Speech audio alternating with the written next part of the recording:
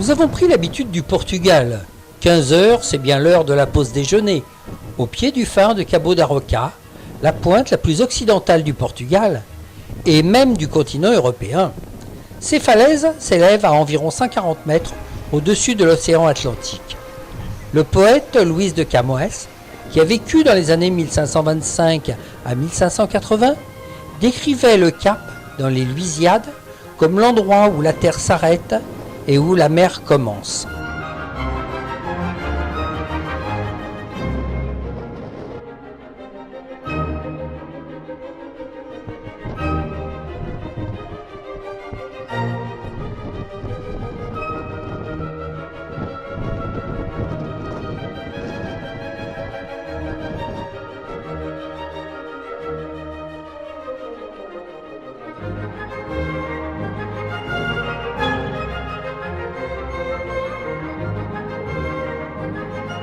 Retour par la côte, à Casquet, car nous avions raté la Boca do Inferno, la bouche de l'enfer, qui est une curiosité à voir sur la côte portugaise. L'endroit est constitué d'un énorme trou dans la falaise, creusé par l'assaut perpétuel de l'océan, particulièrement agité sur cette côte. Cela donne une vision impressionnante, un bouillonnement d'eau qui s'engouffre dans cette caverne naturelle, dans un bruit sourd et résonnant. C'est la marmite du diable en puissance.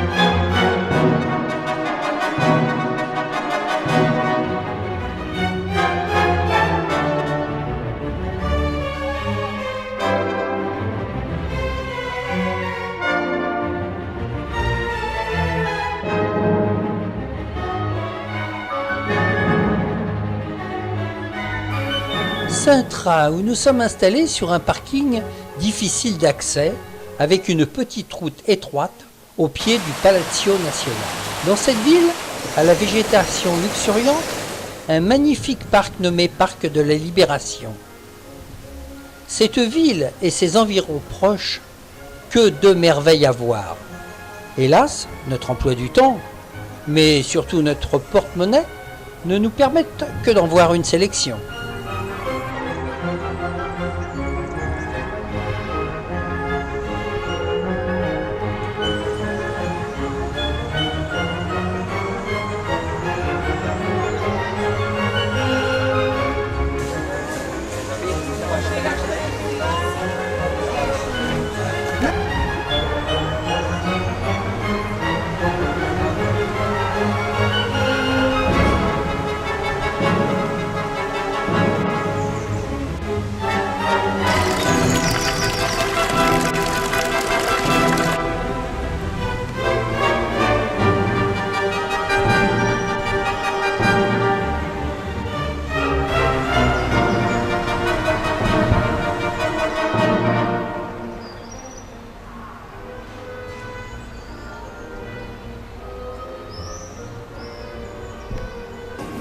Instant de cérémonie en honneur aux pompiers volontaires, auxquels je m'y associe bien volontiers.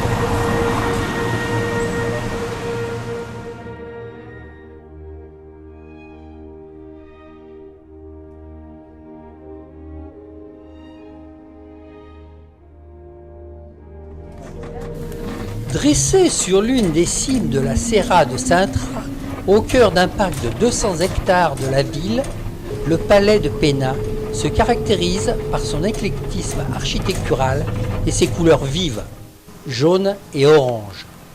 Ce magnifique monument est le premier palais romantique d'Europe. On le doit au prince Ferdinand de Saxe-Cobourg-Gotha, régent du royaume, d'origine allemande et portugais d'adoption, suite à son alliance avec la reine Maria II.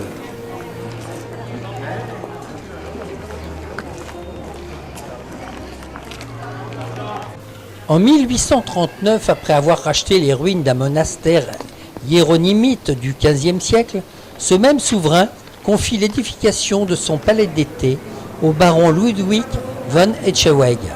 Celui-ci mélange allègrement les styles architecturaux, mauresque, baroque, gothique, renaissance et manuélin, afin de livrer un bâtiment exubérant et haut en couleur, mais qui conserve toutefois quelques parties de l'ancien monastère. La construction, commencée au milieu du XIXe siècle, ne s'achève qu'en 1885, année de la mort du roi.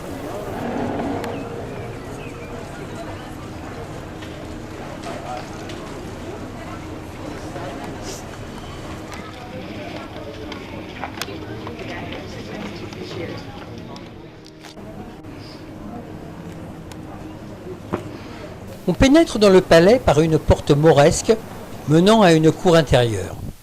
Les différents balcons offrent des vues panoramiques sur la côte atlantique et le Tage.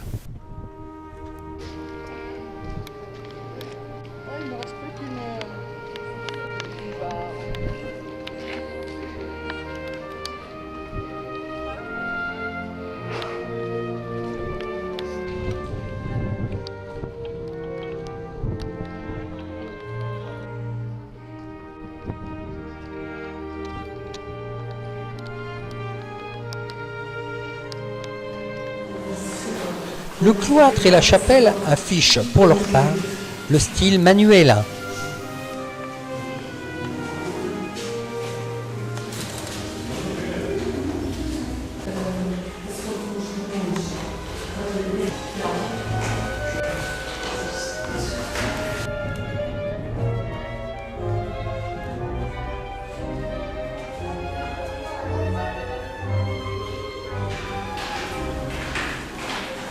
L'intérieur du palais se divise en différentes pièces, uniques en leur genre.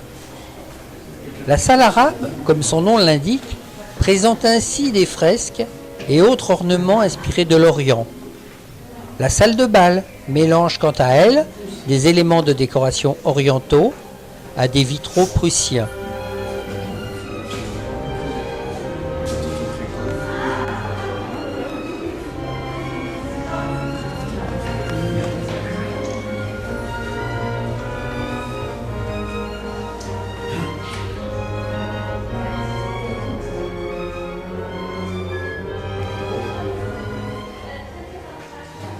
It's not ceramic, plaster work as well. Men det finns med tejpformer liksom. The repeated design.